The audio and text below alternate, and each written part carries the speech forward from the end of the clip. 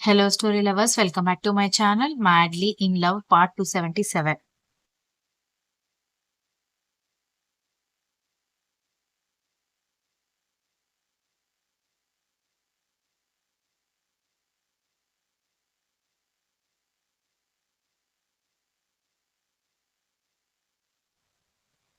ఏం చేశాను అని అంత చిన్నగా అడుగుతావేంటి? నువ్వు నా పెళ్ళికి రాలేదు కదా! పైగా నేను స్వయంగా అక్కని, బావని ముంబై పంపించి మరీ వెడ్డింగ్ కార్డ్ ఇచ్చాను అనగానే, అవును ఎందుకు రాలేదు పిన్ని గారు అని విరాట్ అడిగాడు. కుదరలేదు బాబు. ఆ టైంలో పునీత్ వేరే ఊర్లో క్యాంపుకి వెళ్ళాడు. నాకొక్కదానికి రావడం తెలీదు. అందుకే నేను రాలేదు అనగానే, అయితే నాకైనా ఫోన్ చేయాల్సింది. నేనెవరో ఒకరిని పంపించేదాన్ని కదా అని అంది దక్ష.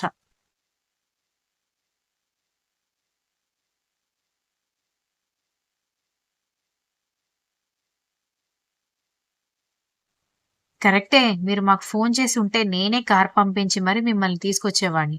అప్పుడైనా మీ అబ్బాయికి, మీకు, మీ మేనకోడలికి పెళ్లయిపోయింది. అక్కడ వేకెన్సీ లేదని తెలిసేది అని శాడిస్ట్ బాబు అనగానే అందరూ ఆశ్చర్యంగా కర్ణ వైపు చూశారు.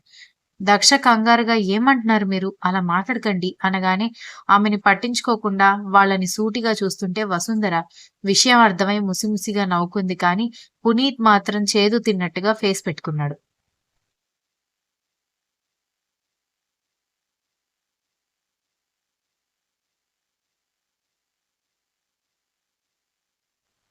బామ్మగారు కూడా నవ్వుకుంటూ సరే వసుంధర వెళ్లి రెస్ట్ తీసుకోండి. నేను మీకు కాఫీ పంపిస్తాను అనగానే అలాగే అత్తగారు అని అంటూ వసుంధర, పునీత్ ఇద్దరు ఫ్రెష్ అయ్యాక కాఫీ రావడంతో ఇద్దరు కాఫీ తాగుతూ కూర్చుంటే నారాయణ, ఇందిర ఆ గదిలోకి రావడంతో పునీత్ బయటికి వెళ్లిపోవడంతో రండి అన్నయ్య అంటూ ముగ్గురు కూర్చున్నారు. కాదమ్మా, బావగారు నిన్నొదిలేసి వెళ్ళిపోతే మరి నువ్వు వెతకడానికి ప్రయత్నించలేదా అనగానే వెతికినా కూడా ప్రయోజనం ఏముందన్నయ్య? కావాలని వదిలేసిన వాడికి మళ్ళీ తిరిగి రావాలన్న ఆలోచన ఎందుకుంటుంది? అందుకే నేనింక ఆయన గురించి వదిలేశాను.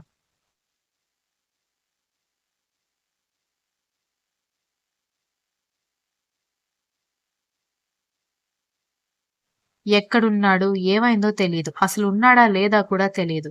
అప్పట్నుంచి నేనే చిన్నగా టీచర్ ఉద్యోగం చేస్తూ పునీత్ చదువయ్యే వరకు జాబ్ చేశాను. జాబొచ్చాక వాడు నన్ను జాబ్ మానిపించి వాడే నన్ను చూసుకుంటున్నాడు అని అంది వసుంధర. టీచర్ జాబ్ చేశావా అని నారాయణ అడగడంతో అవునన్నయ్య. అక్కడ ఉన్నన్ని రోజులు బాగానే హిందీ నేర్చుకున్నాను కదా! హిందీ టీచర్‌గా పనిచేశాను అని చెప్పడంతో మరప్పుడే అన్నయ్య నా పరిస్థితి ఇది అని నాకు ఫోను చేస్తే సరిపోయేది కదమ్మా! అని అడిగాడు.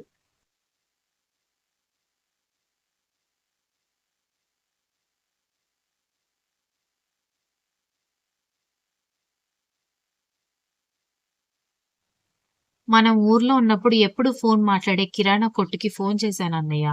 ఒకసారి కానీ మీరప్పటికి ఊరొదిలేసి హైదరాబాద్ వెళ్ళిపోయారని తెలిసింది. ఇక నాకు మిమ్మల్ని కాంటాక్ట్ అవ్వడానికి వీలు కుదరలేదు అనగానే అయ్యో! ఎంత పని జరిగిపోయింది అని అంది ఇందిర. ఇంతలో కింద గొడవ గొడవగా ఉండడంతో అందరూ కిందకెళ్ళేసరికి సౌజన్య బాబుని ఇవ్వమని గొడవ చేస్తుంటే ఇవ్వను అని ప్రవీణ్ అంటూ ఉంటే ఏమైందిరా అని నారాయణ అడగడంతో మీ అబ్బాయికి నేను నచ్చడం లేదంట. అందుకే నన్ను వెళ్ళిపోమని అన్నారు. నేను వెళ్ళిపోతున్నాను. నా కొడుకుని నాకివ్వమంటే ఇవ్వడం లేదు అని అంది.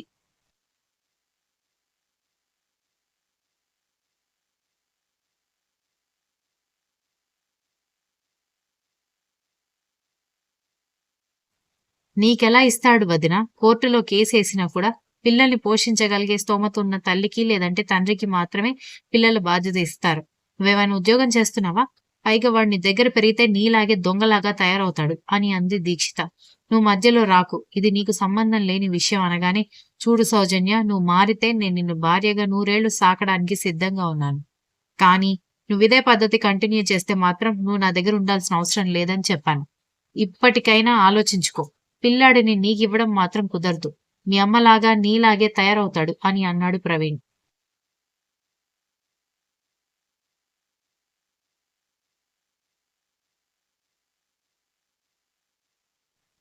సౌజన్య కోపంగా చూస్తుంటే బావా ఈ గొడవంతా ఎందుకు? ఇప్పుడే పోలీస్ కంప్లైంట్ ఇద్దాం. కోర్టులో కేసు హియరింగ్ త్వరగా వచ్చేలా నేను మేనేజ్ చేస్తాను.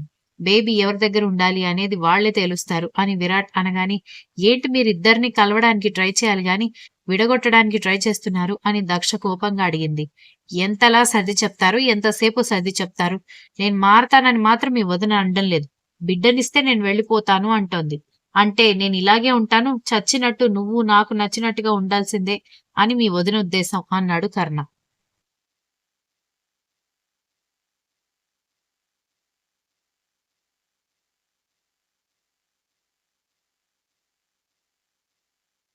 కర్ణ మాటలకి సౌజన్య కోపంగా కర్ణ వైపు చూస్తుంటే, ఏంటి ఆ చూపు? నువ్వు చూసే చూపులకి నీ మొగుడు, నీ అత్తమామ, నీ ఆడపడుచులు భయపడతారేమో. నన్నెవరూ భయపెట్టలేరు అని అన్నాడు. ఆ బేస్ వాయిస్‌కి సౌజన్య ఒక్కసారిగా భయపడి, మీరెవరైనా ఏమైనా చేసుకోండి నాకు సంబంధం లేదు. నా బాబునివ్వడం మాత్రం కుదరదు అని సౌజన్య అనగానే, తీసుకువెళ్ళు. ఎలా పోషిస్తావు సౌజన్య? నీకొక ఉద్యోగం ఉందా? లేకపోతే నీ బ్యాంక్‌లో బ్యాలెన్స్ ఉందా? ఏం చేసి బాబుని పోషిస్తావు? మీ అమ్మ నిన్ను రా రంగమ్మ అని హారతిస్తుందని అనుకుంటున్నావా? అని అడిగింది ఇందిర.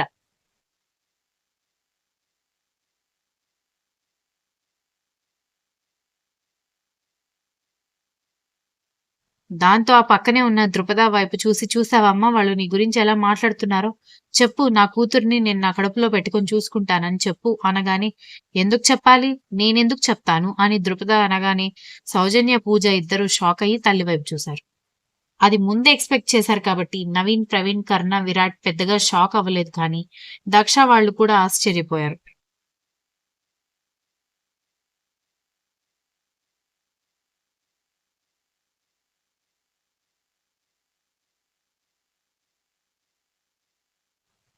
అదేంటమ్మా అలా అంటున్నావు అని సౌజన్య అనగానే, అవును పెళ్లి చేసుకున్నావు. పెళ్ళై 3 ఏళ్లవుతోంది.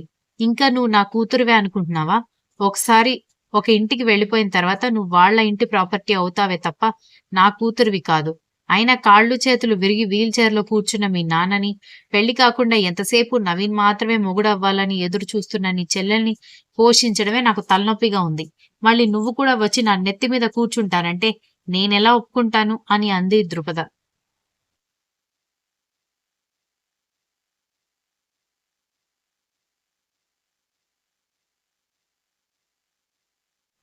ఏంటి కన్నా ఇది? ఆవిడిలా మాట్లాడుతోందేంటి? అనగానే, కూతురే అలా ఉందంటే తల్లింకెలా ఉంటుంది బుజ్జికొండ? చిన్నప్పటి నుంచి ప్రేమ, అభిమానం చూపించి, కోడలు రాగానే మారిపోయారు మీ అమ్మా, నాన్న. అలాంటిది అసలు ప్రేమ, అభిమానం అంటే ఏంటో తెలియదు మీ వదిన వాళ్ళమ్మకి. ఆవిడింకెలా ఉంటుంది? అన్నాడు కర్ణ. నిజమే మా వదిన మంచిది కాకపోవచ్చు కానీ, కన్న కూతురికి తోడుగా ఉండలేని తల్లి తల్లవుతుందా? అనగానే, నువ్వు చూడు ఇంకా ముందుంది డ్రామా అంటూ దక్ష షాకవుతూ ఉండడంతో ఆమెని చూసి నవ్వుకుంటూ కర్ణ ఆ పక్కనే ఉన్న సోఫాలో కూర్చున్నాడు ఠీవిగా.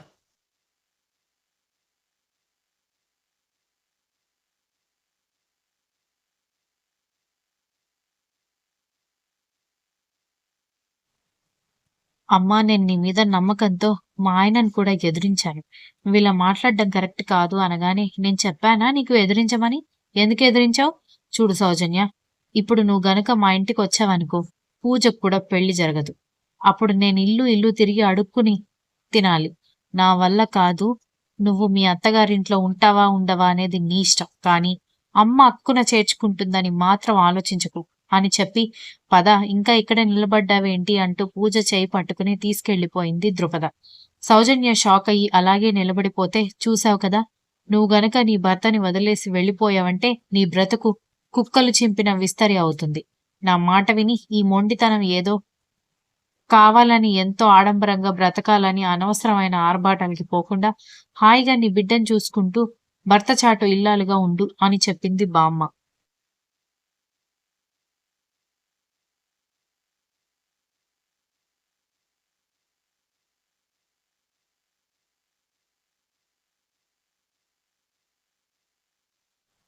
వదిన అనవసరమైన పంతాలకి పోయి ఉన్న నీడని కూడా పోగొట్టుకున్నావంటే తర్వాత కష్టపడాల్సింది నువ్వే.